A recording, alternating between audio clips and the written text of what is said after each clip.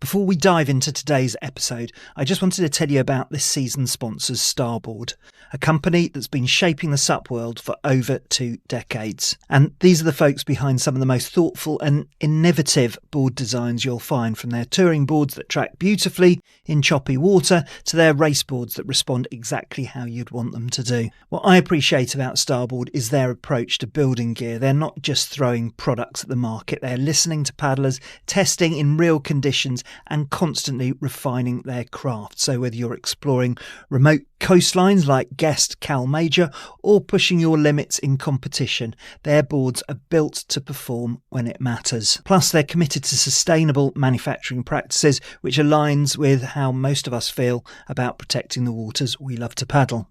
If you're looking to upgrade your setup, or if you're just curious about what quality, innovative craftsmanship looks like, then check out the Starboard website or just go along and see the range at your local Starboard stockist. And all links to Starboard are in the show notes.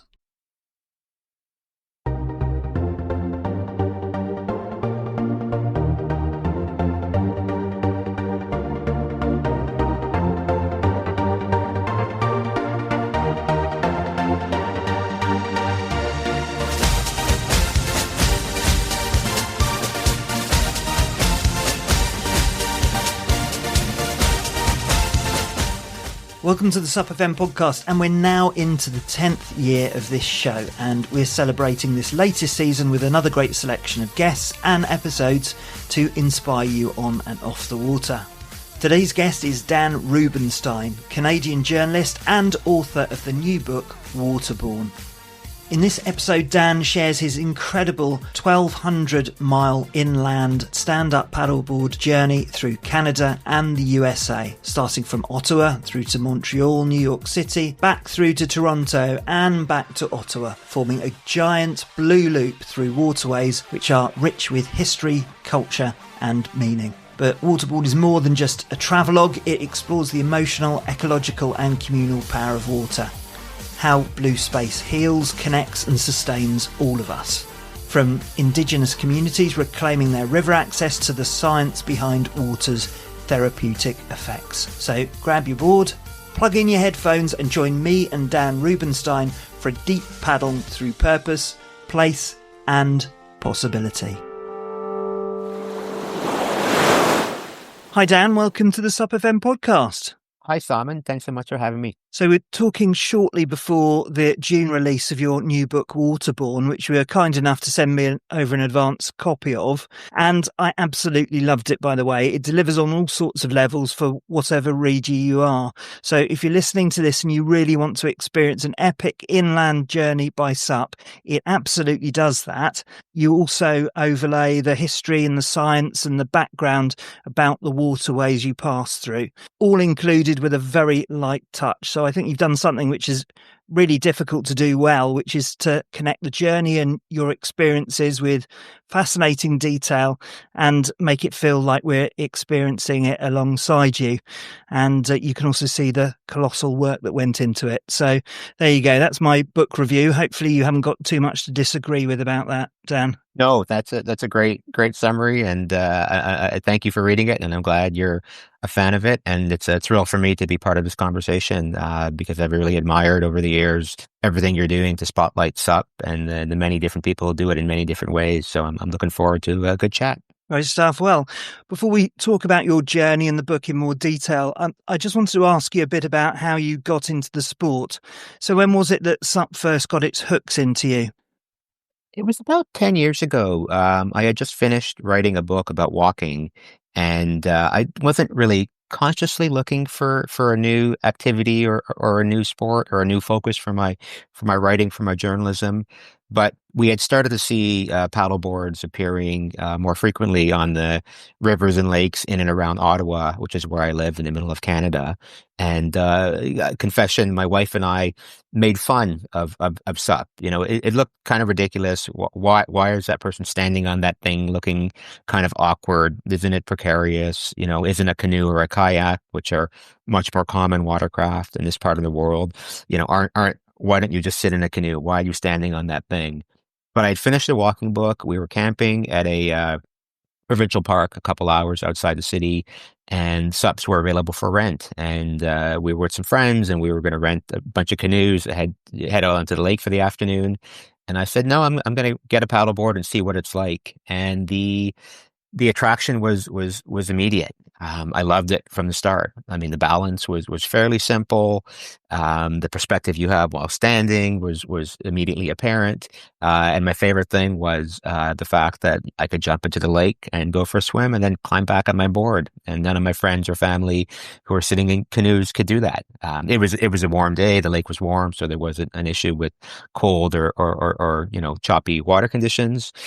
So I loved it from the start, and I knew I wanted to do more of it. And over the ensuing months, first with the board, and then the first SUP I purchased, I was able to start exploring the waterways in and around Ottawa. We have two big rivers, the Rideau and the Ottawa, and a canal right through the city, as well as innumerable rivers and lakes a short drive from home.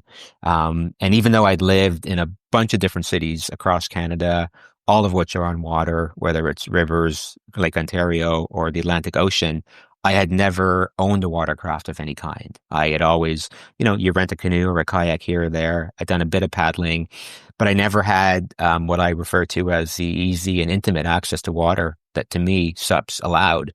And once I had a board and could stick it in my car or put the inflatable on my back and go anywhere, it just unlocked access to this giant blue aquatic ecosystem, and things just kind of spiraled from there. Well, it's a familiar story, particularly that rental to instant conversion. My first experience was on a rental board, slightly less romantic conditions than yours. It was, I think, a force 5 and horizontal rain, and I fell off about 30 times, but somehow it still kept its attraction, and obviously had happier days since then. But that's fantastic. And you've had quite a breadth of paddle experience. As an inland paddler, you've done whitewater and river surfing, but you've also paddled in some pretty idyllic ocean waters too, haven't you? Yeah, I mean, one of the wonderful things about being a journalist, and I do a lot of sort of outdoor adventure writing and natural history writing, is you can use your craft to really feed your passion. So as I started to get more and more hooked on SUP, I concocted stories or set up and arranged for trips that revolved around paddling so I could write about it. So I've been able to go down to Belize to do a SUP tour organized by a great Canadian SUP guide named Norm Hine. So I was able to paddle in, as you said, idyllic conditions in warm Caribbean waters with an amazing coach and guide who instilled in me, some of the fundamentals. I was able to get to the west coast of Canada on a couple different trips to paddle in the Great Bear Rainforest, again with some amazing experienced, accomplished paddlers in these beautiful conditions. So I kind of used journalism as a way to go places and paddle, and not just beautiful natural environments, but also urban environments. I really like exploring and get into this a fair bit in the book. The interplay between nature and city, and obviously water and blue space is a big feature in both types of landscape. So, as much as I loved, the wild coastlines of BC, I also like paddling down the Chicago River and going from kind of industrial backwater to big city backdrop with huge skyscrapers. I like paddling briefly in St. John's Harbor in Newfoundland on Canada's east coast. There's a small opening called the Narrows that big ships travel through to get into this massive harbor. And we were staying right by the Narrows, and I made sure the coast was clear and there were no ships coming, and hopped into the water on one of my inflatables and was able to paddle beneath Signal Hill, which is this landmark rock in Canada with the city behind me. So I love, all different types of environment to get into and explore on a paddleboard. And you mentioned Norm Hahn there, and you've had some pretty good coaches and advice too. Yeah, I mean, before the plan for my current book, Waterborne, came to be, I knew I wanted to write about SUP. and I kind of set out on a bit of a wild goose hunt or a chase, talking to paddleboarders around the world who are doing really cool things. Casper, I talked to him. Another West Coast paddler in Canada, Simon Whitfield, who's a former Olympian. He won the gold medal in triathlon in 2000, and after retiring from tri, made SUP his thing. But also Carl Kruger. So Carl is currently doing a multi-year expedition through the Northwest Passage. His claim to fame that kind of put him onto a lot of people's radars is he completed the Race to Alaska, which is a 750-mile unsupported race from Washington State up the BC coast to the Alaska Panhandle. He completed it on a SUP. He's the only person ever to complete it on a SUP. It's typically kayakers or sailors who do it. But he did 750 miles in 15 days, which is astonishing. So I reached out to him. We had a great phone call, and I ended up flying down to where he lives on his boat on the Orcas Islands in Washington State. And we spent 5 or 6 days sailing up the West Coast to British Columbia, to Tofino, stopping to paddle, stopping to surf, talking about SUP the whole time. And I really, learned not only technique, but more so philosophy from him and his approach to the sport. And it's really one of humbleness and humility, it's although if you do it properly and safely, it's not inherently dangerous. If you fall off, you get back on. If it's cold, you wear the immersion gear and so forth. But you're really vulnerable. You're exposed to the environment, and that informs how you move through a landscape. And for somebody like him, who's so accomplished and so athletic, to hear him speak of this sport in not only not a macho way, but kind of the opposite of macho, it really kind of informed how I approach paddling and other things in life too. And one of the experiences or privileges I've had speaking with people who have been off on really extreme adventures is that they do show humbleness in nature and just make sure that they understand the conditions and how to manage them in training before they actually get exposed to the real extreme stuff. But your adventure being inland and going through urban areas, it's not quite as inaccessible as some of the adventures we've talked about on the show. You call it in your book Adventures in the Mild as opposed to in the wild. I think that's probably underselling it a tad. But yeah, I mean, the journey that you went on was through commuter belts, connected by nature, and it's across the sort of environment which people can see themselves passing through, even if it's a shorter day trip. It's a local adventure, I guess it could be for some. So how did this trip come about? So my initial plan, before even talking to folks like Carl about a book, was to write a book similar to my walking book, which is what I refer to as a bits and pieces book. So you have an idea, you find people or places that embody that idea, and you kind of string them together into what will hopefully be a cohesive narrative. So you jump around from country to country, from person to person, and in the end you have, enough material to kind of make your case. So I wanted to do something about how paddling can connect us to blue space and the importance of spending time in aquatic environments for physical health, for mental health, and for ecological health. So I had this idea. I had different people in different places who embodied it. And I thought, okay, there's something here. I bounced it off a friend of mine, a writer named Kevin Patterson, who's an incredible writer, a medical doctor, and a sailor who's written a wonderful nonfiction book about sailing. And Kevin said, this is a great idea. I love it, but you should find somebody doing a crazy trip or do a crazy trip as your narrative through line. And the second he said that, I knew he was right. I knew that would make for a much more compelling project and something that not only would people potentially want to read more likely, but that I would want to do and write more. So that's what set me off talking to paddleboarders around the world. And then when my plan with Carl didn't come to fruition, he's taking multiple years to do his trip and it's his story to tell. I realized, okay, what can I do? What type of trip can I do? And rather than think about exotic locations or destinations and flying off somewhere and doing a trip, I wanted to travel through a landscape that was germane to who I am and where I live. And I've always liked the idea of sort of exploring the nature in our own backyards and the places close to home. I've gone from innumerable long hikes where I just leave the city where I live and walk for a few days rather than drive off into the mountains or into the bush, So I was thinking, okay, what kind of route can I do in my part of the world that kind of checks all those boxes? And the more I thought about it, the more I realized that in connecting Ottawa, Montreal, New York, and Toronto, I was really tapping into my own family's connection to North America. So when my mother's family emigrated from Eastern Europe, they took a boat to Montreal. They were met at the port in Montreal by relatives who had preceded them and were living in New York City, and they were brought down to New York City.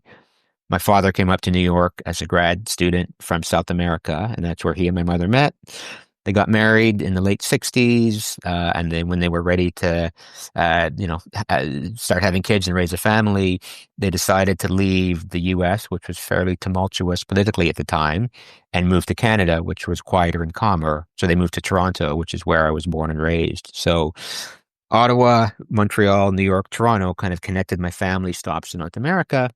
And it was all linked by navigable waterways. I can hop on a bus or car from where I live and be on the Ottawa River in not that long a time, which leads me down to the St. Lawrence and to Montreal. From Montreal, you have the Richelieu River, Lake Champlain, the Champlain Canal, and the Hudson, which gets you down into Manhattan. The Erie Canal, which I really didn't know much about before embarking on this trip, links the Hudson River to Lake Erie, to Buffalo, on the Great Lakes. And then, once you figure out a way around Niagara Falls, you're on Lake Ontario, which is Toronto. And then the Rideau Canal connects Kingston at the far end of the far eastern end of Lake Ontario back to Ottawa. So it was a navigable route.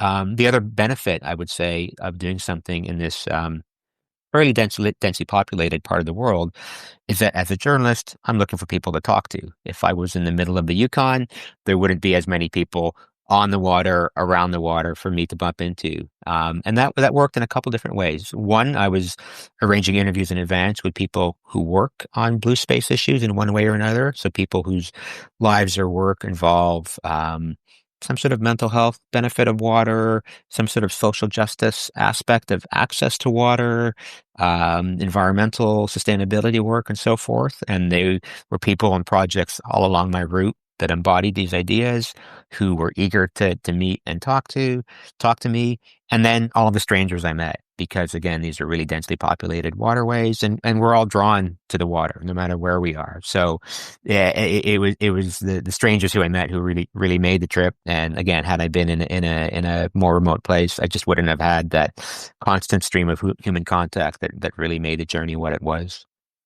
Absolutely. And those connections to waters, your family connection to the water in some of your early stretches on the way to Montreal, there was a place called Kanawaki or something similar where you're hosted by a paddle club where you talk about the effects on the indigenous First Nation peoples there and also the quality of the water.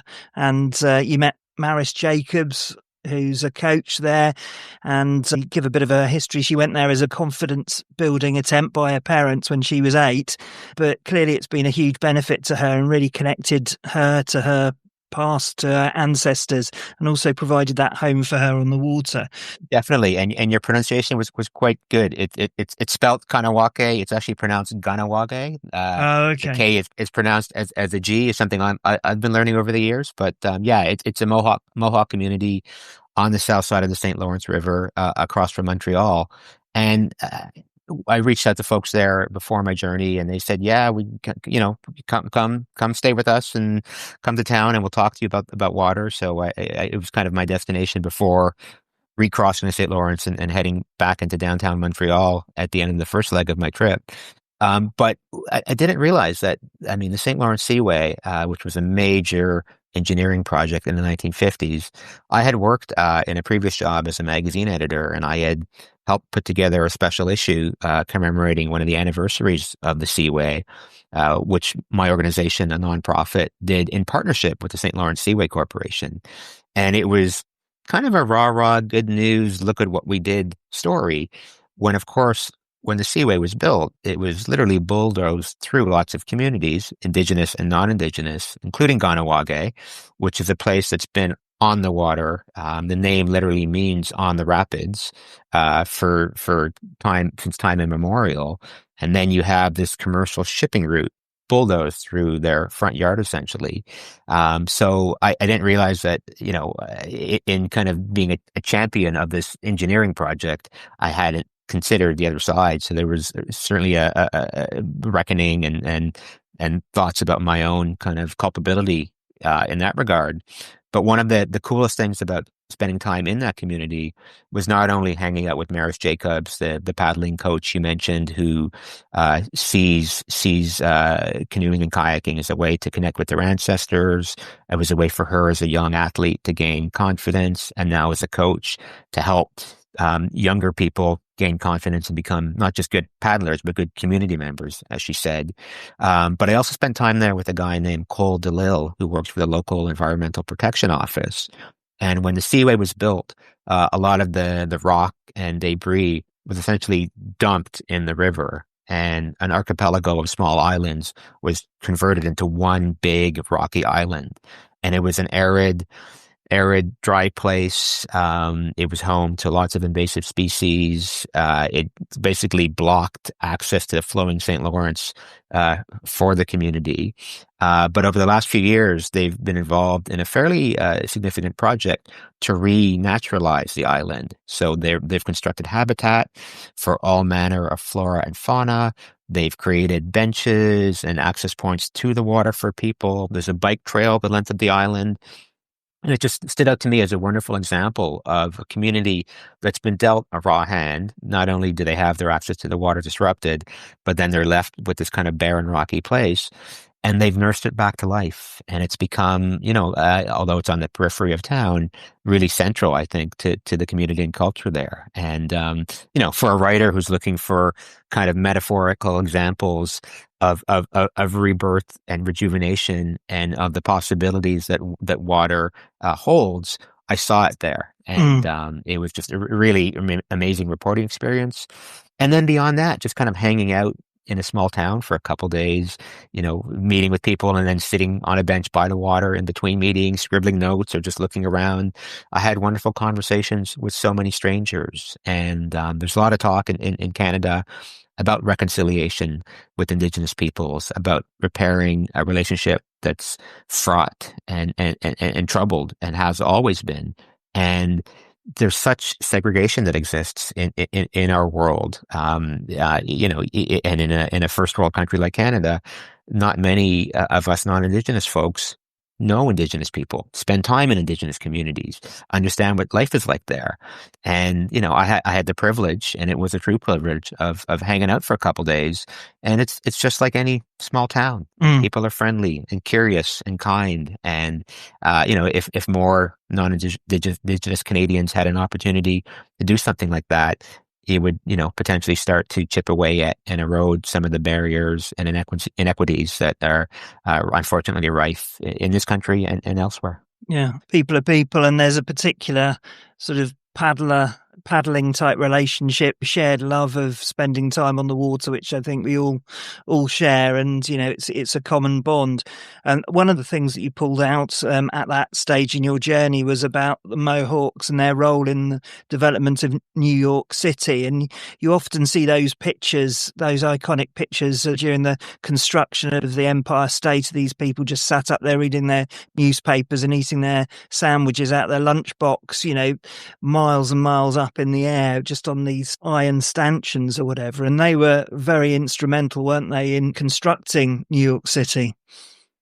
Yeah, and it was men from Ganawage, from this community, who either commuted to New York and came home on the weekends, or moved with their families to a neighborhood in Brooklyn that was known as Little Ganawage, and built the skyscrapers and bridges that have such a huge part in our cultural imagination, and not only New York but other big cities throughout the United States. And there's a comment from an academic in my book, something along the lines of, in not kind of acknowledging the urban presence of Indigenous peoples in North America as far back, decades past, we're kind of writing them out of the history books. And there's a stereotypical preconceived notion of who and what indigenous people are, when in fact they were a huge part of the urban fabric of our cities for so long, right? Mm. So yeah, it was a cool kind of connection. And the other family layer is that, when I was staying at a bed and breakfast in Ganawage and chatting with the owner,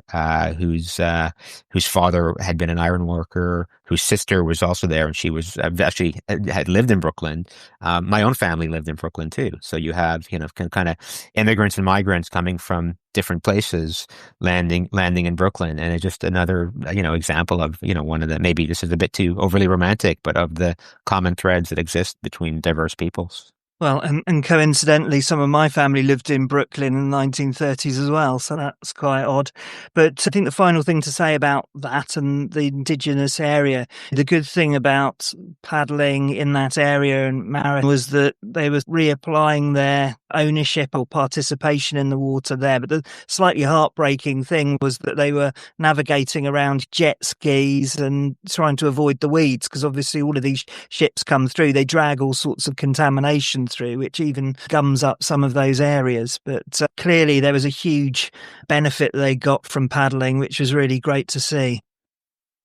Yeah, I mean, there are two main kind of paddling areas: are the bay close to town, which is choked by weeds, or the seaway itself, which is the shipping channel. So you have kids out in canoes, and you have giant freighters passing through. But they go out there. It's their space, and once you have experience, you can handle the wakes and waves, and they're not ceding access to the space, and they're some amazing paddlers, Olympic medalists have come from Ganawage. There's a strong paddling tradition and culture, not only in Indigenous, but obviously in non-Indigenous Canada too. And it's wonderful to see that they're not ceding access to the water. And, I think as we see the pendulum swinging back towards greater stewardship over our water resources and clean water protection and, hopefully increasing recognition of its essential vitality and the fact that we need it. It's folks like the people in Ganawage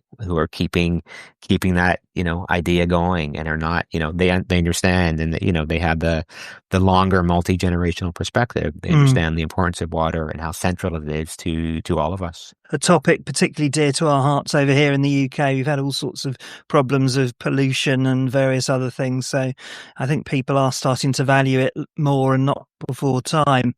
So from Montreal down the Hudson River, and on the way you stay on an island which had previously been a dumping ground and became Hudson Crossing Park through the participation of the community. And rather similar to your example earlier on, it's when the community comes together and improves the water environment, improves that blue space. And it's a heartening example of where communities can get together to improve themselves.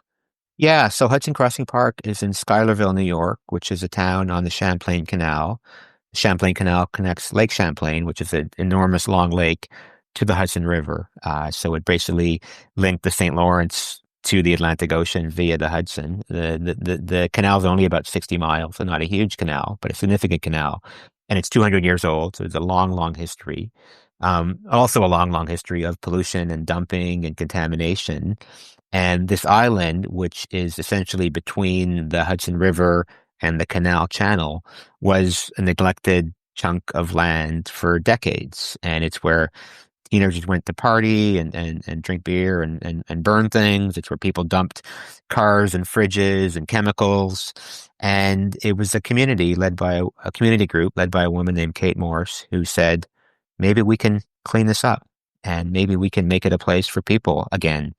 And eventually the New York State Canal Corps gave them access to the land, and school groups and volunteer groups hauled out, truckload after truckload of garbage, and it became a park. And not only is it a beautiful natural space surrounded by water with, places one can swim, places to fish, places to kayak, walking trails, sculpture gardens, flower gardens, playgrounds, pavilions for picnics, all of these things.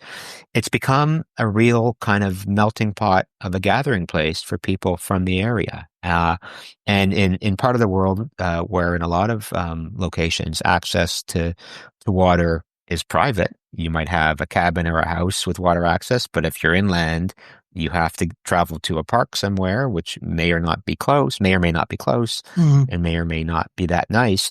It was a giant space for people to go. And because of the polarized nature of our world and the fact that, rich and poor, black and white, people from different walks of life don't always mix and mingle, the more opportunities to create spaces where people from different backgrounds are together, the more we interact with one another. And that's one of the wonderful things that I learned about when I spent time with Kate and another gentleman from the Parks Board of Directors, is that it's become this incredible melting pot, and it's become a place where you realize who your community is comprised of, and the fact that they're not all the same skin color, and they're not all, going back multiple generations of the same kind of ancestry. And it's, I think, really opened a lot of people's eyes in that part of New York State to who their neighbors are, and what kind of world they can kind of build together. So yeah, I mean, it's similar to the example in Ganawage of an island that's been renaturalized and reborn in a sense, but it's also this wonderful kind of melting pot thing where you really sense the possibility. And Kate let me camp there, so I pulled up on my SUP after a long day on the canal. She had taped a key to the bathroom behind the bench for me, so I was able to set up my tent to walk in the town, to find a restaurant to get some food, and then wait for her the next day to kind of hang out and tour the park and have a chat. And one of the challenges of my trip was arranging meetings and interviews like that, where Mm. I knew kind of roughly how far I would get each day and where I wanted to end up. But I didn't know exactly, and I didn't know what types of weather conditions or other obstacles I would encounter. So I would kind of give people a window of a couple days where I'd say, I'm going to be here this day or this day. And then as I got closer, thanks to the magic of modern phones, I was able to kind of narrow in the window and say, okay, I'm arriving this night. So interviews like that generally worked out. And Yeah. I think it was to the credit of the people who I was meeting with. They were just so eager to share their stories and so receptive of a stranger coming through and supporting me.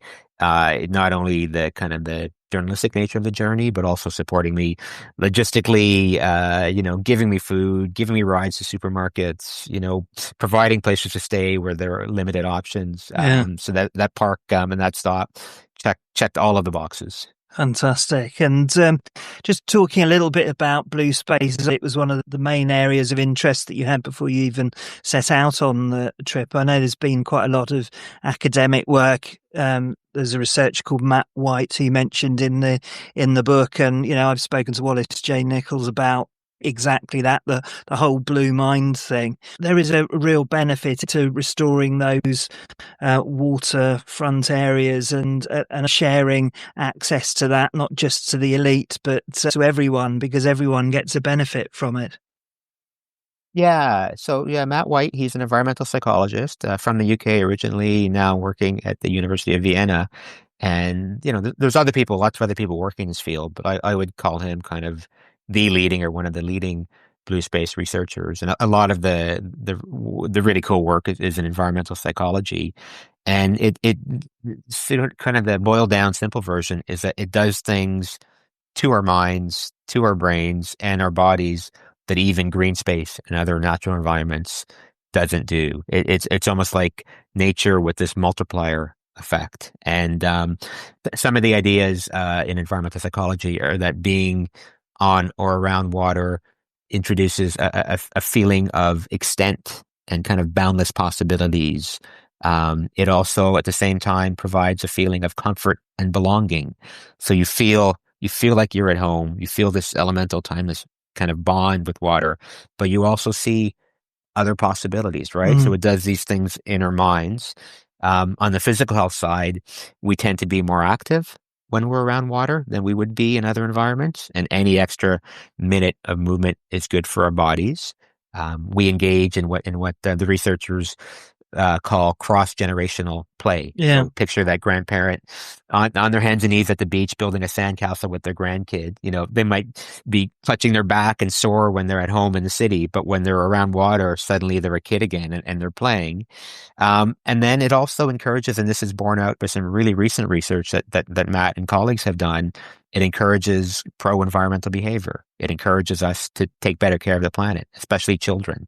So anytime you can get a kid out to an aquatic environment, not only are they and you benefiting from all these things I've just mentioned, but that's going to plant a seed somewhere, and they're going to call you on it if you throw your plastic water bottle or cigarette butt, onto the ground or into the water at a beach, right? They're going to want to take care of that space that they enjoy playing in.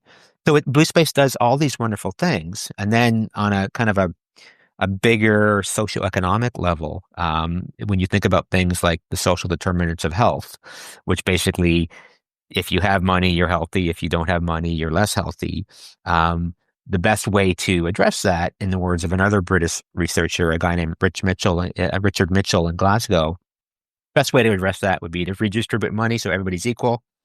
That's probably not going to happen anytime soon. So in looking for kind of almost subversive shortcuts to help address the social determinants of health, if you can get people into Blue Space, it's people who are suffering and struggling who benefit the most. If you're wealthy and healthy and happy and you go to the beach, you're not really going to get any healthier or happier. But if you're none of those things and you're struggling economically and you can access environments like this, it has the potential to do wonders for your health. And I don't mean to oversimplify or, again, over-romanticize and say it's a magic cure-all and people don't need money or healthcare or shelter or mental health support. Water's not going to do it all. But it's a way to sort of help propel people on the path towards healing. And I should also, another caveat, and this is something that Matt White and other researchers always stress, is that water obviously can be dangerous and deadly, not only drowning, but, things such as flooding, which are more increased in our climate change world. Flooding, rising seas, intense storms are obviously dangerous and deadly, and they tend to impact people who are struggling socioeconomically more so than others because they don't have the capacity to get away from these dangers. So water is a double-edged sword. It is dangerous. Access to the benefits and the harms is certainly not equitable, but it holds so much potential. That's kind of I would say, the main crux that I initially wanted to explore in this book. And I think we all saw it after COVID when everyone went absolutely bananas about stand-up paddleboarding. And I think around about that time, and people think in a mixed way about it, but prices came down for paddleboards. And as you say, it makes it a lot more accessible as a craft for people to get out there. So that was really that explosion, people coming out of COVID, which is a period of huge anxiety and uncertainty, and they went to the water to get their therapy. I hope that improved the environmental awareness of those environments, because if you're not on the water, you don't see all the rubbish and the litter and the trash that floats down them. And certainly there's been a lot more awareness of water and the water environment, perhaps down to that. Now, just to continue your journey, you were heading down the Hudson and you're reaching New York City, and you met Chev Dixon down in New York City, who was quite a role model for the Black and brown community. I mean, the kayaking and paddling generally was perceived as a white activity. There weren't too many role models down there, and he really took hold of that and has built a real movement down in New York, which I thought was absolutely brilliant, increasing the diversity of paddling. Yeah, Chev is a Jamaican-American athlete, adventurer, activist, I would say, and runs an organization called the Hudson River Riders in Yonkers, which is on the Hudson, just north of New York City. So I would say it's not technically New York, but it's basically New York. You cross the street and you're in the city.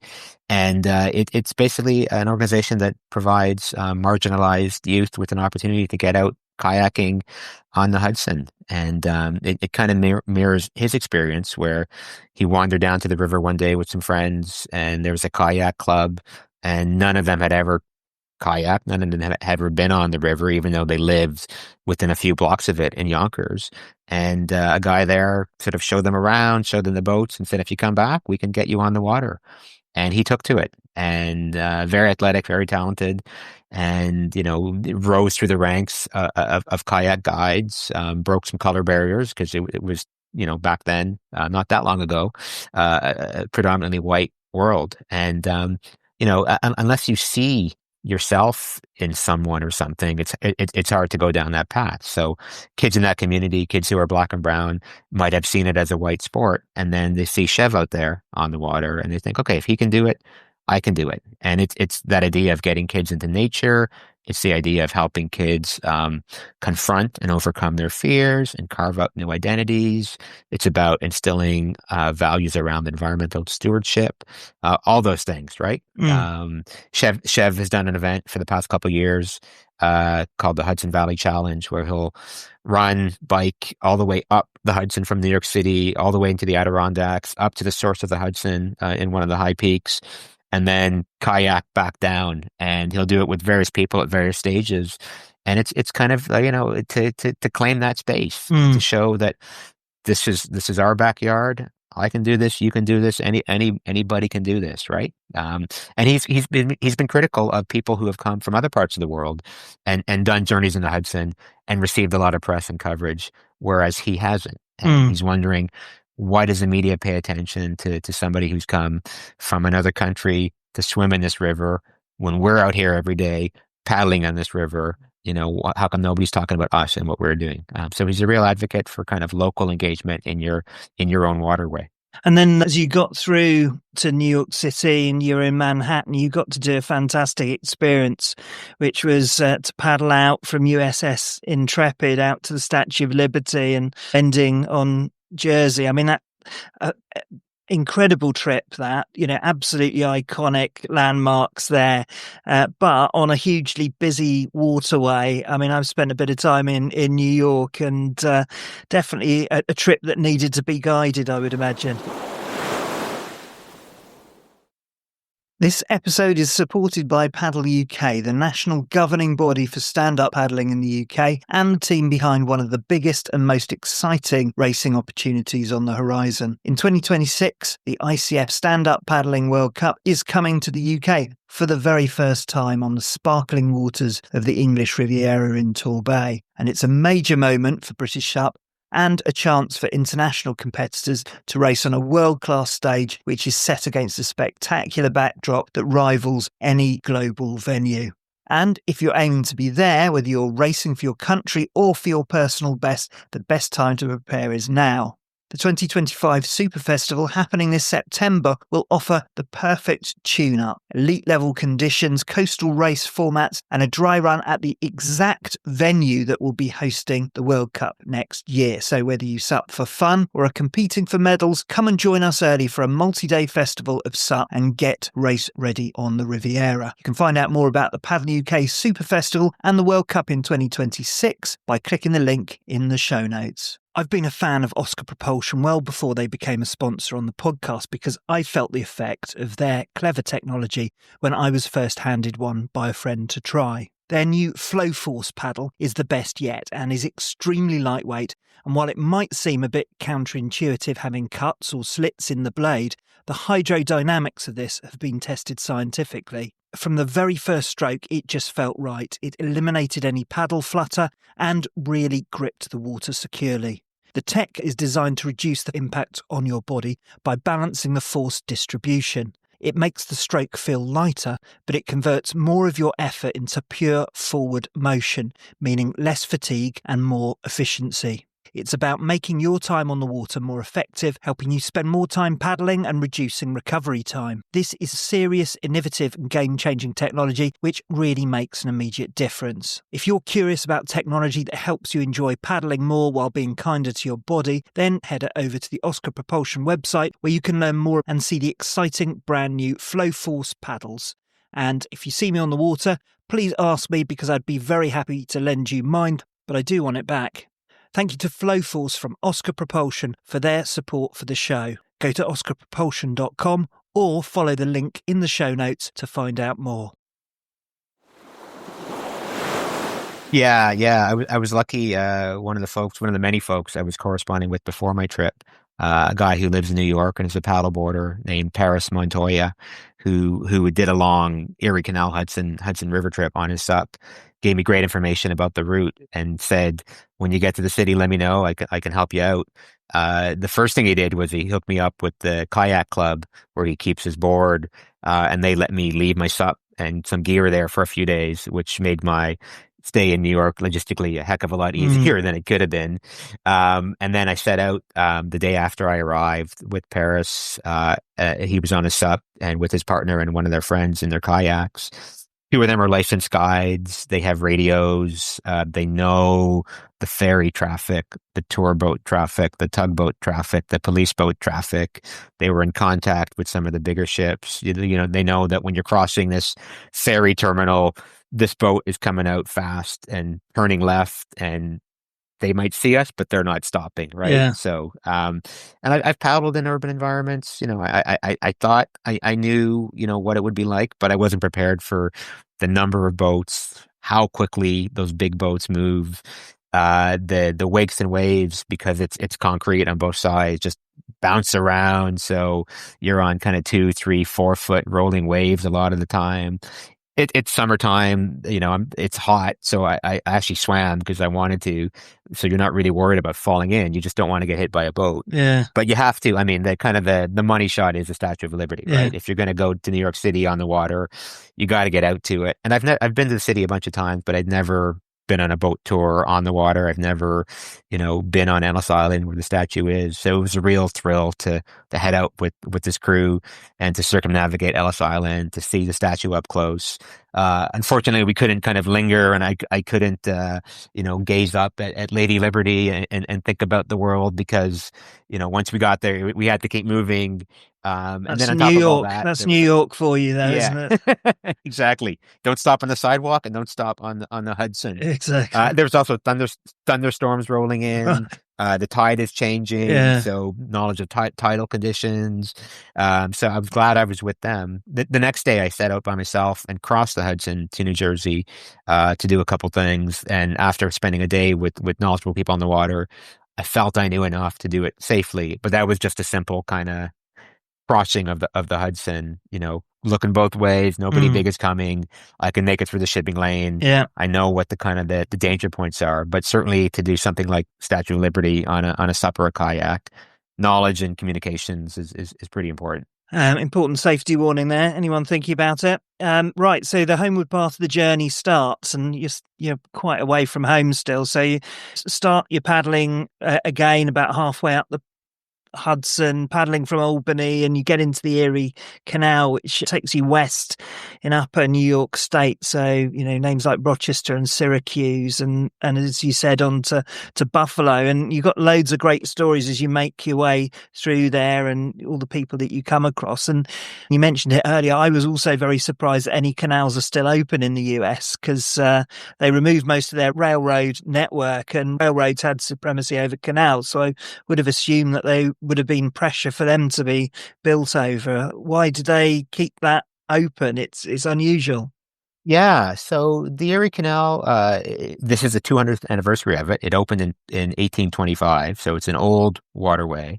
It was built for trade. It was built to link the Hudson to the Great Lakes. Stat I like is that when it was built, because overland transportation in the U.S. was so challenging, that it cost as much money to ship material 20 miles inland as it did to ship it across the Atlantic Ocean to Europe. I might be slightly off on the amount, but it was something like that. So the Erie Canal just revolutionized the country. It made New York City grow into New York City.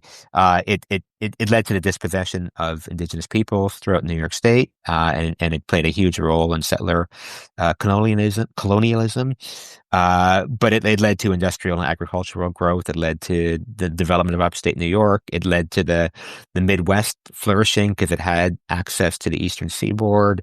There's even, I read in one book that this is pre-American Civil War.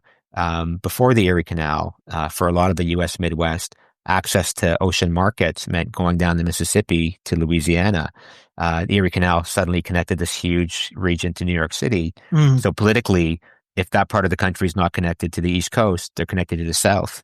And they might have aligned with the South in the Civil War, which would have had a profound impact on the evolution of that country. So it just has this tremendous significance. Um, Railroads uprooted a lot of the commercial shipping traffic, starting in the 1860s when they were built. And then obviously highways took away, almost the rest of the shipping traffic, in the later decades of the early 1900s and onward. But the canal has been maintained for shipping, so it's still a navigable route for barges and really big things, like chunks of bridges or vats for breweries, parts for submarines still travel along the Erie Canal because it's the most efficient way to move them. But it's largely a recreational route now. So this huge industrial project, it was the biggest infrastructure project in the world when it was built, is now for boaters, largely pleasure boaters who are cruising in motorboats, but also paddlers and canoes and kayaks and SUPs. For most of its length, there's a path alongside of it. So it's quite popular among cyclists. There's a lot more through cyclists than there are through paddlers on the Erie Canal. And it's also just a place for people to gather around. So the lock stations, there's like 35 of them or so, they lock through people in little boats. They lock through big boats and barges whenever they come through. But they're also parks for free public places for people to hang out, to fish, to picnic, to play with their kids and so forth. The towns that the canal goes through, because these communities flourished along the route because it connected them to markets and to the rest of the world. Communities have parks and patios and restaurants and galleries and shops. And, the canal, in some places it's not downtown, and in other places it's the heart of a town. So it's still kind of a place to gather around. And there have been times over the years where there was talk about dewatering parts of the Erie Canal, of closing sections, but it holds such a big place in the cultural imagination of that part of the country, and communities recognize kind of the potential of it. Even a lot of the former industrial buildings, the warehouses and factories that were there because of the commercial activity in the canal, have been repurposed into shops and galleries and art spaces and things like that. That whole kind of adaptive reuse of industrial buildings. There's lots of opportunity on the Erie Canal. So it's seen not only as a recreational kind of attraction in the region, but as a potential economic rebirth because it draws people. So I there's an ongoing conversation and there's a debate about its future. But now at its 200th anniversary, I really sense that there's a lot of talk about its potential and its latent potential to have, this kind of second or third iteration of its existence really, really bloom and blossom. And you see that on other canals, both that I was on and in other parts of the world, where, they might have been built for shipping, they might have been built for military purposes, but they have this other life, kind of recreational culturally that, can continue. And part of that is rooted into our attraction to water and blue space, right? You have the water there. How can we use it? How can we use it to benefit people in different ways? And of course, the question which comes next for anyone who's navigated a canal is the locks and getting through them. So, I mean, there's obviously two approaches. Either you go through the lock itself or you do the portage stuff. And in the UK, generally it's portage. It's slightly smaller canals, I think, locks than the ones that you're talking about. But what was your situation on there? Did you say 30 locks? That's quite a lot to portage if that was your route through. Yeah, and some of them don't really have a way to get on or off the water from small watercraft. So I don't know whether I should be saying this, but I'm going to say it anyway. Technically, although canoes or kayaks are allowed to lock through, the paddleboards are not. The Canal Corps hasn't quite got to the point where they see SUPs as safe enough. And I can understand that if somebody's standing on a board and they're kind of moving around and they fall in, that's potentially dangerous. But luckily, I had a couple of great contacts at the Canal Corps who said to me in advance, if you're kneeling on your board and you're wearing your PFD and you call ahead to the lockmaster and say, I'm paddling through, not paddleboarding, but paddling through, heading west, I'm approaching your lock. They said, almost always they're going to lock you through. And that happened every single time I was able to get to a lock within operating hours. Oh, yeah, come on in. And as I'm on a 14-foot inflatable board. It's just as stable as a canoe or kayak. I'm not falling in, right? So locking through, whether on the Erie or the Champlain, became an opportunity, and you probably know this as well from talking to other long distance paddlers. Opportunity to rest, to have a snack, to drink some water, to check messages, Yeah. to send messages, to look at my maps, etc. So you're kind of have your arm linked around one of the lines that goes up the side, and you're doing all this other stuff in your hand because you've got 15, 20 minutes of rising or lowering with nothing to do, right? And it's Yeah. not the cleanest, the water doesn't smell the best, but it's, at that point in a trip, you don't really care about things like that. Your body the immune system has given you the protection. Exactly. At times that I wasn't there within operating hours and I had to portage, sometimes there were low docks. Often you're looking at like an 8-foot ladder and you loop your leash around it. You carry your dry bags up one by one. You haul up the board behind you. You take probably a couple trips to get to the other side. And some of them are a good, half a kilometer kind of distance. Mm. And then you do it again to get back down on the water. So it was much, much better to lock through when they were open. And then just talking to the staff who worked there, who were so wonderful and so helpful, and just giving advice about issues ahead or places, to camp ahead, giving me cold water. It was extremely hot during my trip. I had lots of water, but it was lukewarm. Mm. They would give me water bottles. They would let me fill bottles at their cooler. They were just really helpful and friendly. And sometimes even just after, an hour or two of not talking to anybody, it was nice to have a conversation with somebody. So that human contact was important, just as important as the logistics of getting through a lock station. And during your trip, you stayed at a lot of places, but you mostly camped, or at least that's what I understand. And you did a bit of wild camping in there. And I just wanted to ask you about those overnights, because you've got twin dangers in North America. You've got more wildlife in there. I mean, we've got the occasional frog that might pop into your sleeping bag in the UK, but it doesn't get more perilous than that, really. So you've got bigger animals over there. And then the other danger is sort of humans who might see you as an opportunity rather than a blessing. You're going through all sorts of different neighbourhoods, I guess. So did you ever feel unsafe when you were wild camping? The only wildlife kind of difficulty I had was raccoons one night. And this was still back up in Canada at a park in Quebec. Where I heard noises. It was a rainy, buggy, unpleasant night, and looked out my little tent and saw the eyes reflecting back at me in my headlamp. And I was worried because they were trying to get at my dry bags. Yeah. And they've got sharp claws and teeth. And if I get a puncture, I'm in trouble. So I threw a bunch of stuff at them. They scampered off. They came back. I threw more stuff. This happened for a few rounds. Then I just dragged my dry bags. The food went into the tent. The other ones in the tiny little vestibule. And hope for the best. I was too tired to worry about it too much, and thankfully it was fine. I would say for the most part, wasn't worried about people, and I would get to a park, a town, a lock station, and you're not allowed to car camp at lock stations, but you can camp if you're paddling or cycling. So you had kind of permission to stay there, and sometimes these are in the middle of towns. Some of these towns were struggling economically, but for the most part, I was totally comfortable, setting up my tent, leaving my gear and board in a neat pile, and heading into town to go to a supermarket or a restaurant or just for a little wander, and not worried about my stuff. I mean, if something happened, something happened. Luckily, it didn't. When I was wild camping, whether in parks or at boat launches or just patches of open land, there was generally somebody there. There was somebody fishing or walking their dog, and I always made sure to say hello and to say, "Hey, I'm on a long trip. Do you think I'd have any problems if I camp here?" Even if I was having that conversation right beside the no camping sign. Yeah.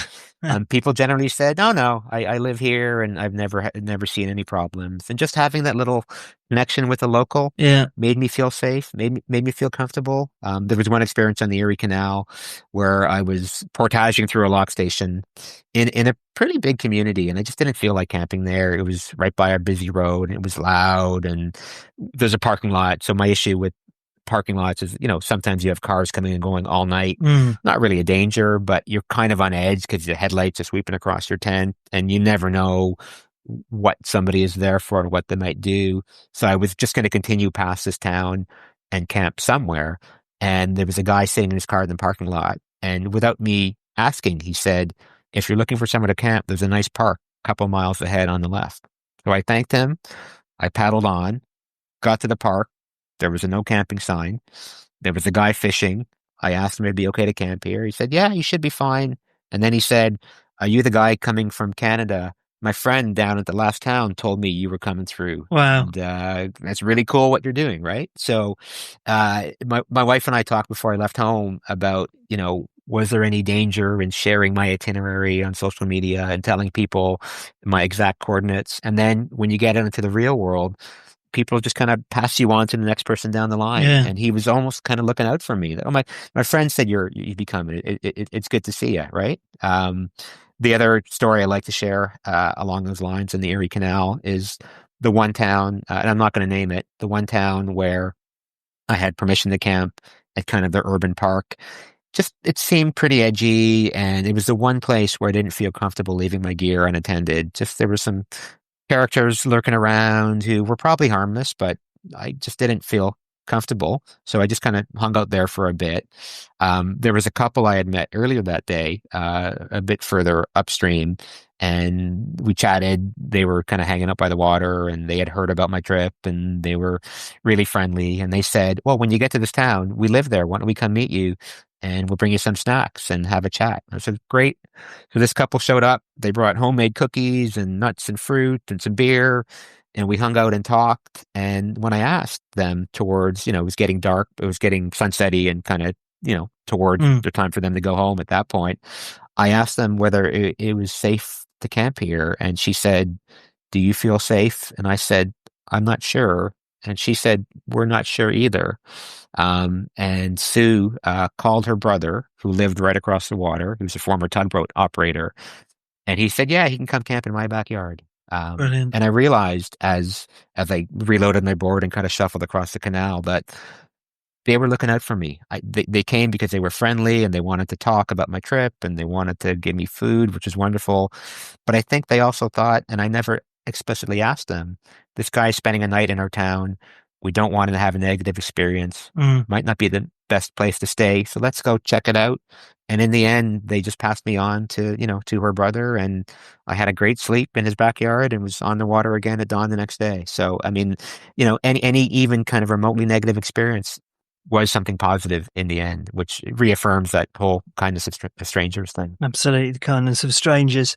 So you went down the Erie Canal. You ended out in spoiler alert, Lake Erie, but Lake Erie goes into Lake Ontario, and I understand that there's a minor rapid between those 2 points called Niagara Falls, which is something ideally you wouldn't want to sort of go right the way through. And your route was paddling into the river that directly feeds the falls before you came back into Canada. So I guess there was a bit of a flow coming through there, and also you needed to do your homework ahead of doing that stretch because you ideally don't want to choose the wrong time to lose the river. Yeah. It's a little drop that I don't think anybody's done it on a paddleboard. No, and I yet. didn't want to be the first, not the first to do Niagara Falls on a SUP. Before you get there, so Buffalo is kind of at the eastern tip of Lake Erie, and the Niagara River flows out of Lake Erie towards Lake Ontario once it goes down the falls. So I had to get up the Niagara River, and there's a pretty big set of rapids just outside Buffalo under the Peace Bridge, which is one of the big international crossings. And most of the people who I was talking to as I was approaching that part of my route said, you can't paddle the Niagara River there. The rapids are too big. It's dangerous. People have died there. Motors have conked out and boats have hit rocks and capsized. But the current was going the right way. And I've paddled whitewater. I've paddled rapids. Again, a big, stable 14-foot inflatable. I'm leashed to my board. I'm wearing a PFD. My dry bags are clipped onto the straps. Worst case scenario, I fall and I get back on. But I didn't want to be foolish and make a mistake. So I just kept asking people about that stretch of the water until the day before I was leaving Buffalo. I was chatting with the guy who's actually kayaked it and builds paddleboards. And he said, you'll be fine. So I did it, and it was super fun, super fast. I think that leg was about 30 kilometers, and it took like 3 or 4 hours just because I had so much current.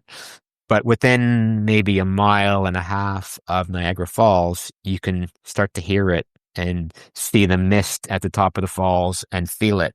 And at that point, you want to really stick hard river left. The current's pretty fast, and it's the Welland River, which actually flows out of the Niagara. So you go keep on with the current. You have to make that left turn down the Welland, otherwise you're going past all the signs that say it's illegal to go past these signs. And I had no intention of doing that. And but as long as you stick close to the shore and kind of know where you are, you hang that left, and then you're on a fast little river. And I pulled off at one of the first docks on the Canadian back in Canada at that point, and called customs and told them I was back home. But yeah, it was a fun trip, and I'm so glad that I finally found the intel I needed to say, okay, I can do this stretch safely rather than portage around the rapids. There's a lock on the American side of Niagara that I could have used to get past those rapids and then cross it. But it just speaks to the importance of getting local knowledge and local information, and knowing your capacity and understanding the risks and figuring out what's appropriate. And I bet the adrenaline was flowing at that point. So you find yourself back into Lake Ontario. So you're on the more or less the homeward stretch there. And one of the things that I found most surprising about Ontario is the changeable weather conditions there, because swell can really build up as a result of all the wind, and there is a sort of surfing scene in there as well, which is unusual in a normal size lake. Obviously Lake Ontario is slightly bigger than that, and you had a bit of an experience where you had to make your way ashore on Hamilton Beach as a result of all of that swell. I think you had a little bit of a surf before you disembarked. Sounds like not particularly elegantly. Just tell us about those conditions and getting through it. Yeah, so this is at the western tip of Lake Ontario. The lake's about 320 kilometers long, so it's a big lake. It's a big oblong shape. And I was in a community called St. Catharines, which is kind of near where the Niagara River lets out into Lake Ontario, and set out from the beach in a very calm morning. And you can actually see Toronto across the western tip of the lake. And I'm not sure the exact distance, maybe 50 or so miles. But I know that to cross a big body of water like that, you have to really know that you have a weather window or have boat support, neither of which I had. So my plan was to do a 2-day kind of trip around the tip of the lake. So about 50 miles one day heading to a community called Burlington, and then another 50 miles or so heading east towards Toronto, sticking fairly close to the shoreline. And the weather forecast when I left St. Catharines was calling for fairly moderate wind from the east. And I thought, great, it's going to kind of give me a little push towards my destination. But the wind built and exceeded the forecast. And because it has all that fetch to amass upon, the waves grew to 3, 4, 5 feet. So you're kind of looking at the waves on your right side and paddling entirely on your left side, because anytime you switch, you just turn the wrong direction. So it was about 8 hours of left side paddling. There were a couple places early in the day. There was a park with a little inlet and a marina that had a breakwater that I could duck in, drink some water, have some food, take a bit of a rest. But for the most part, I'm used to just kneeling on my sup, having a snack, checking the weather, or having some food and drink, and fueling myself to keep going. This was just in it for hours and hours and hours. And until that point, I had not fallen off my board. I got hit by a sneaky wave that pitched me into the water. It's August, the water's warm, unleashed, PFD, so not a concern. But it happened a couple times, and at one point the board flipped over. And that's not a possibility I had thought about. All of the weight on it, I thought, I might fall in, but the board's not flipping. So I kind of, floating beside it, holding my paddle, thinking, okay, let's see what happens.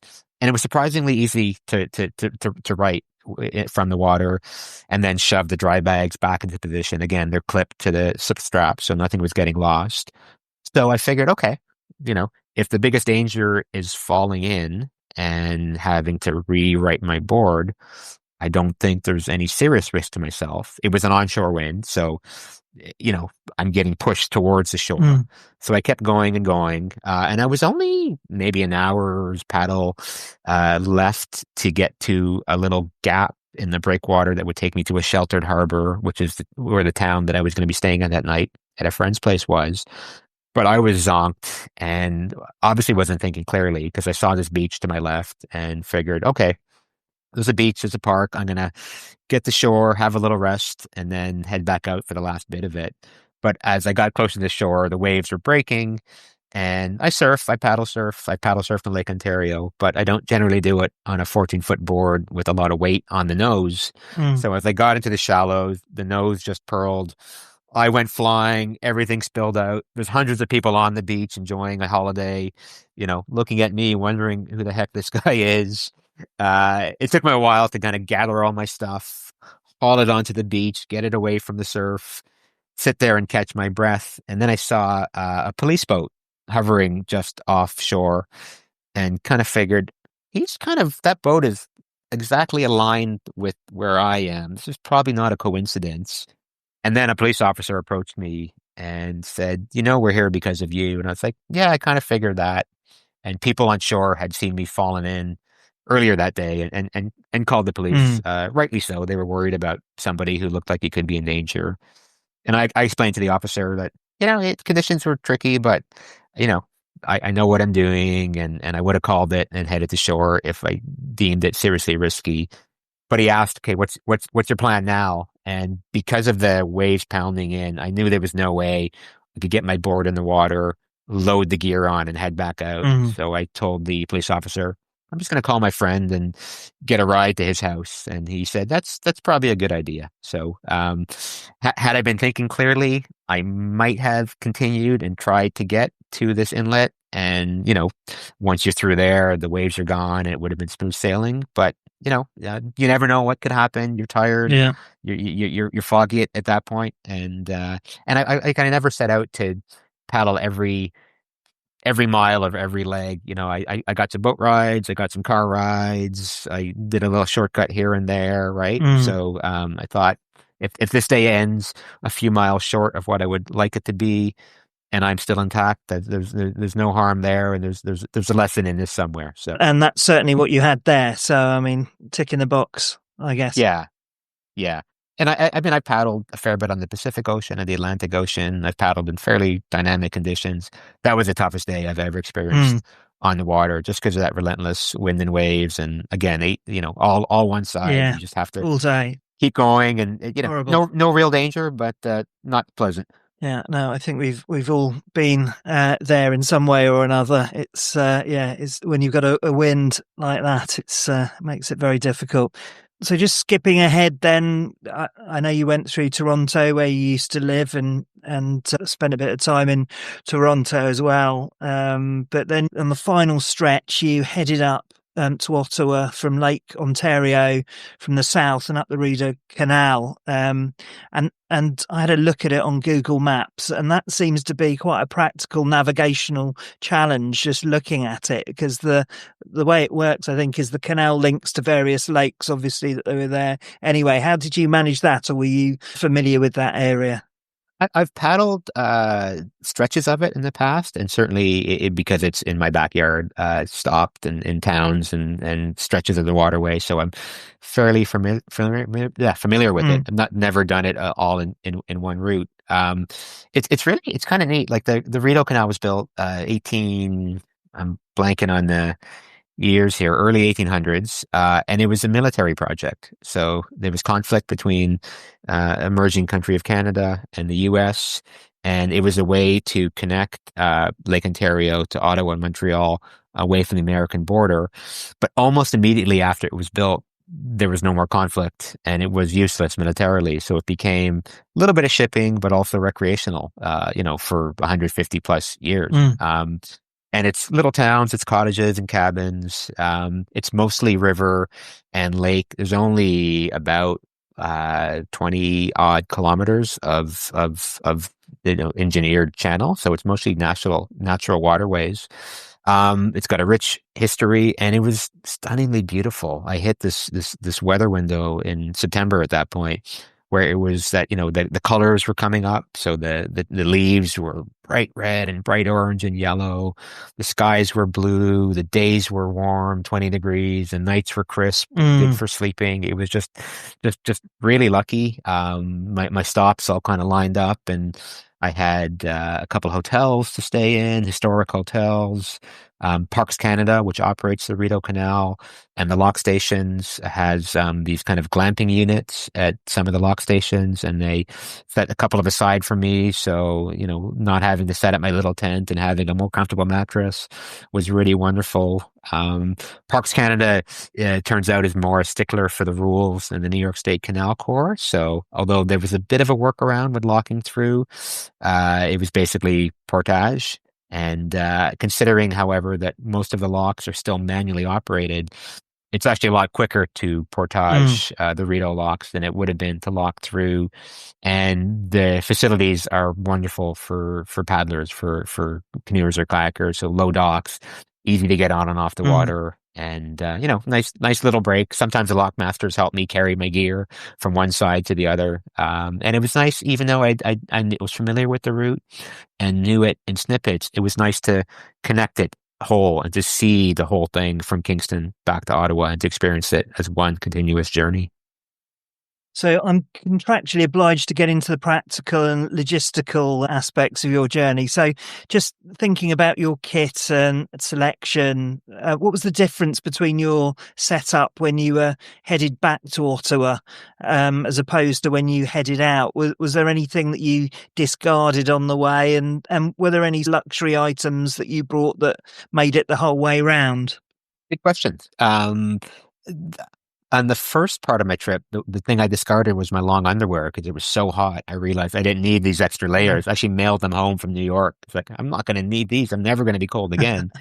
For the last leg, from Toronto back to Ottawa in September, I needed more layers because some nights were not much above zero, and then you're getting up at dawn and it's dark and cold. So you're wearing everything you have. But my kit stayed pretty much the same, I would say. I really pared it down. I had my freeze-dried meals and my energy bars and shakes. But because I'm traveling through a really populated part of the world, there's towns with stores and restaurants, so I knew I could get food. There was water available everywhere, so I didn't have to carry too much water in any stretch that I thought there could be difficulty restocking water. I had a 8-liter bag to bring with me for, extra drinking water, for rehydrating meals and things like that. A lot of companies, and if it's okay to name them, really, really supportive, really, really helpful. And through friends and contacts in the industry, I reached out to Bad Fish in Colorado, who gave me a 14-foot inflatable board for the trip without many questions or any strings attached. Bruce Kirkby, who I know you've had on the show, I really geeked out about gear with Bruce, and he said, call Bad Fish. This is the board you want. Blackfish paddles, which are in British Columbia, and a lot of West Coast paddlers, including Bruce, use them. They sent me a couple of amazing 3-piece paddles, which I could break down and put inside my SUP bag.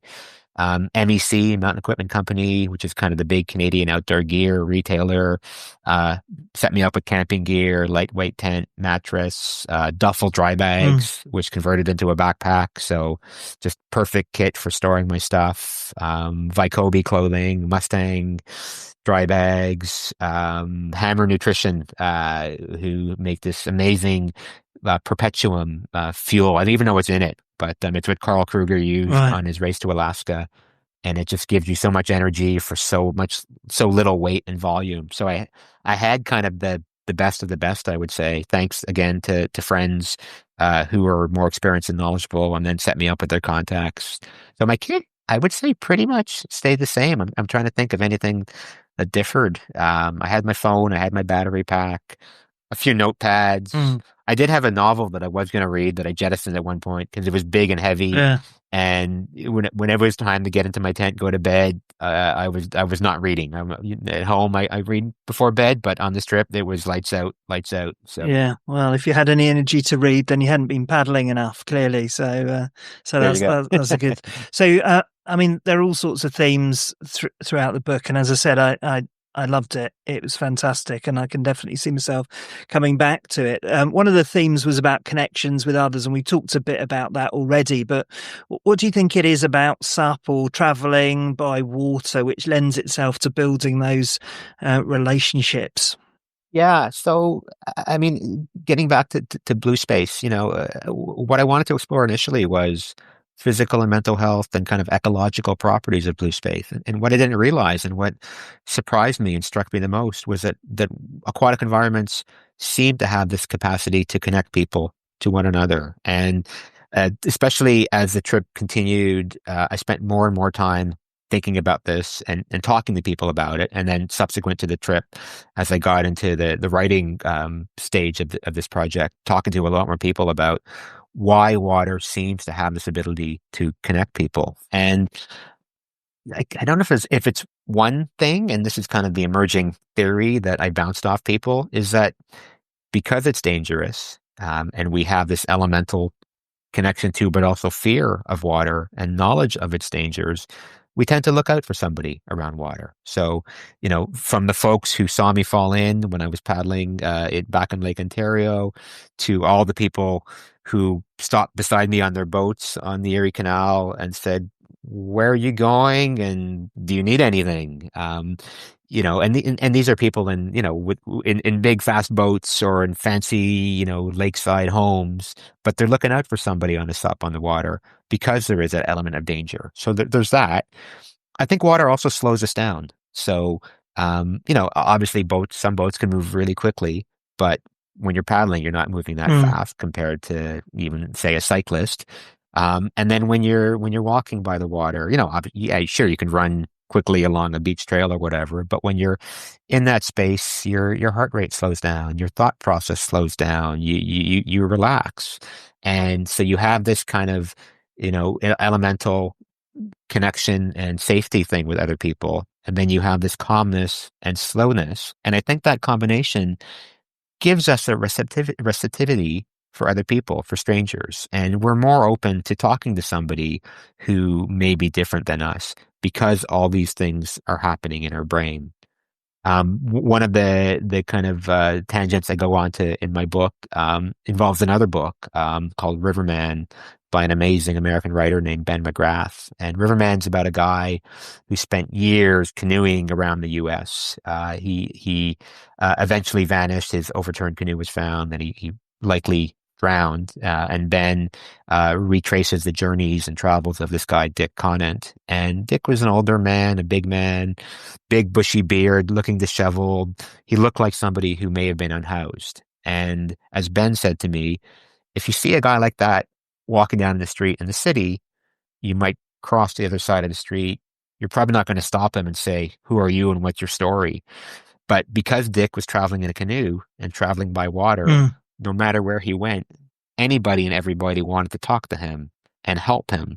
And I think it's because he was traveling by water and engaging people on water that people had this connection to him. And that kind of bears out my theory that, because of what it does to our brains, it gives us this kind of spark of receptivity and connection. We see, again, thinking back to environmental psychology, we think about possibilities and extent. We think about comfort and belonging. And we see somebody there and we realize they're kind of the same mm, person doing the same thing.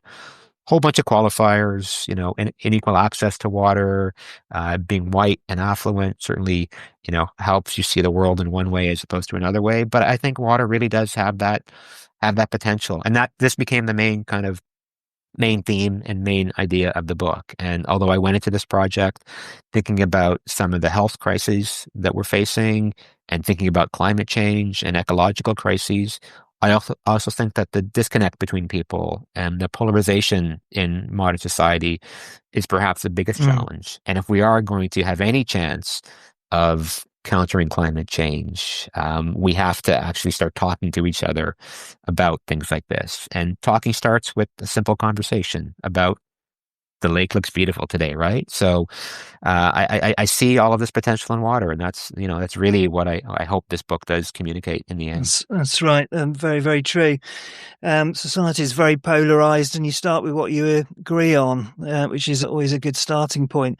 Just talking about the book, there are some really nice bits of colour you put in. I think one of the recurring characters in there is your mum, who pops up, who's clearly virtually accompanying you on your journey with the help of Google Maps and a whole load of other tech, no doubt. And it's sort of nice to see that connection as you go down, but you also get to connect with your family history and some of her history, particularly when you went across into Jersey, didn't you? Yeah, so I kind of use my mom as a comic foil in the book to inject humor here and there because she's kind of spying on me. Yeah. She's even though I'm 50 years old, she's worried about her son and she wants to make sure I'm safe doing this ridiculous thing, which I used hopefully for a humorous or comedic effect. But yeah, with my family's kind of stops in North America overlaid on my route, my parents actually met for the first time in Hoboken, New Jersey.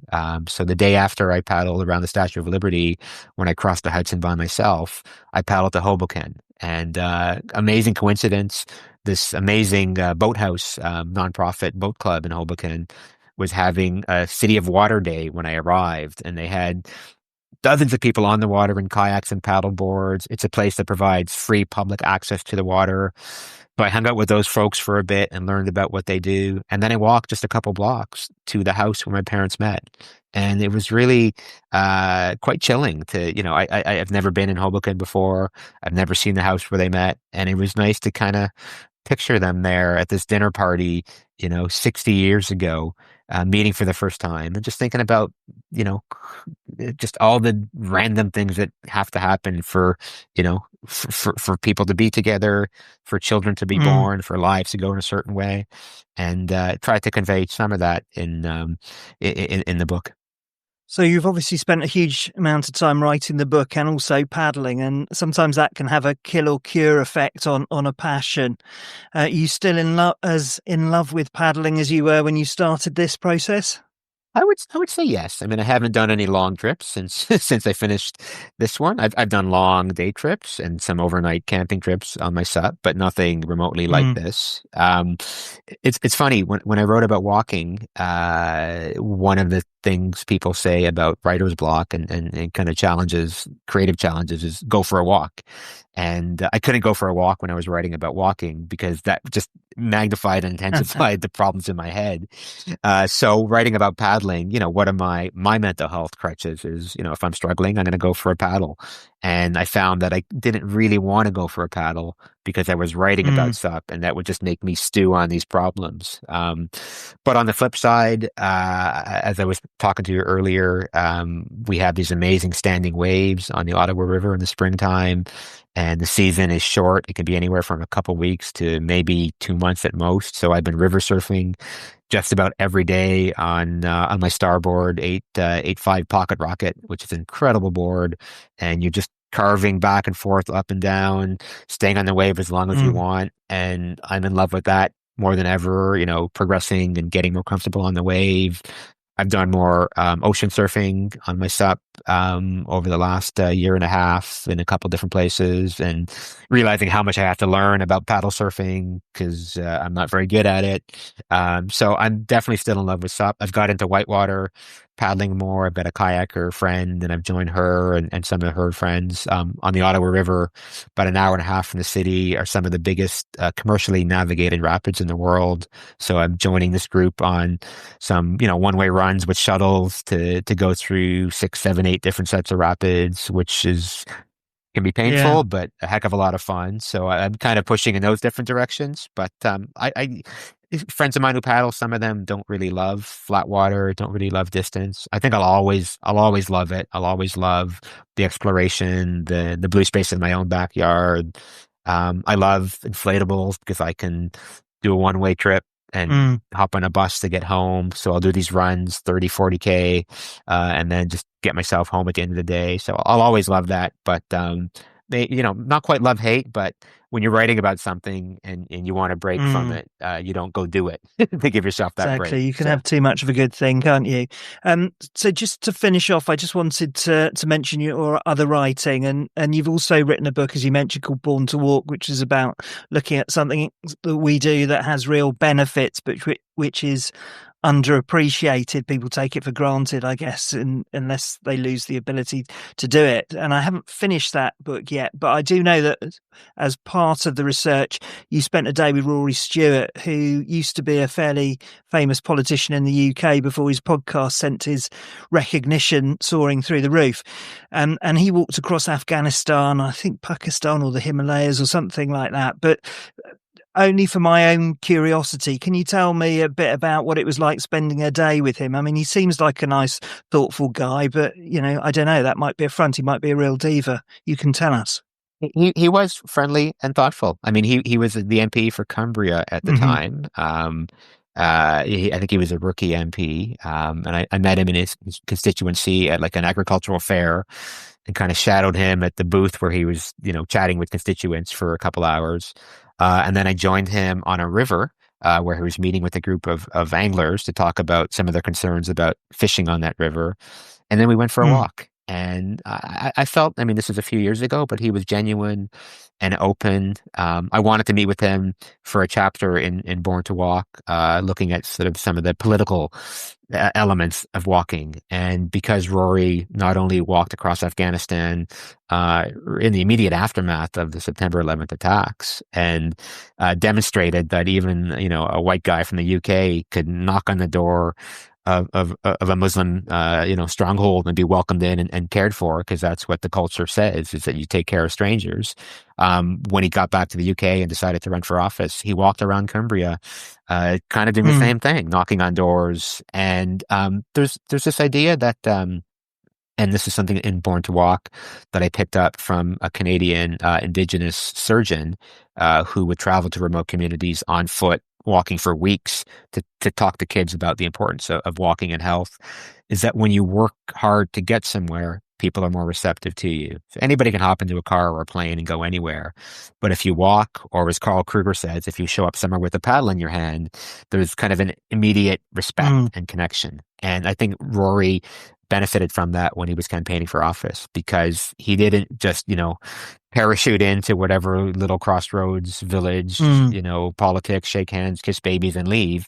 He walked there for 4 or 5 hours. He saw the farms. He talked to the farmers, and then he showed up and slept in the room above the pub, right? So I think he really connected with people through that activity. And I think he was open with me. I mean, he cautioned me about over-romanticizing walking, which perhaps I'm guilty of doing that, not only for walking, but for paddling.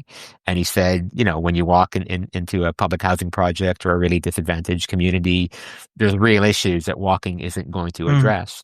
But you see those issues, you connect with people. And I think he embodied that. And again, years ago, and he's had a whole other kind of career since then. But the fact that he made time for some weird guy from Canada who wanted to talk to him about walking when he had lots of stuff on his plate, and this was of no benefit to him. This wasn't going to increase his popularity or help him, build allies or anything like that. The fact that he made some time to talk about walking really endeared him to me, and I have fond memories of the day we spent together. Well, that's good to hear. I'm reassured that he's not a diva. I didn't suspect for a second he was, but so thanks very much for your time. I mean, Waterborne, what a fantastic book. It's beautiful. It's life-affirming. And as I mentioned, definitely one that I can see myself rereading and coming back to. So it's certainly a highly recommended read from me. So if you're a paddleboarder or a lover of water or an armchair adventurer or just know someone who needs a bit of a lift and a really thoughtful gift, please pick one up, and it's available from all good bookshops. And all links for Dan, including his book, his website and socials, are in the show notes. Dan, thanks so much. It's been great to talk today. Congratulations on such a great book. Take care, and hopefully see you on the water. Thank you so much, Simon, for having me on the show, for all your kind words, and thanks again for the spotlight you're giving to SUP. I think it's I don't know if this came across, but I really like paddleboarding. I think it's the most amazing thing in the world, and I really appreciate what you're doing to help spread the word.